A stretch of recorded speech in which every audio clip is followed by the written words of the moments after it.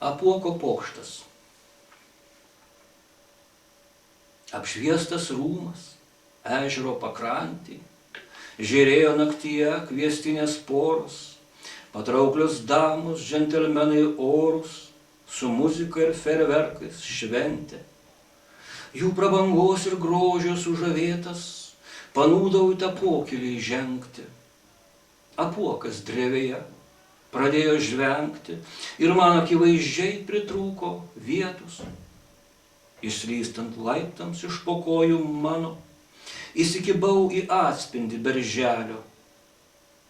Iškilo ferma vietoj rūmo salių. Amsėjo kiaulės, avinai gageno.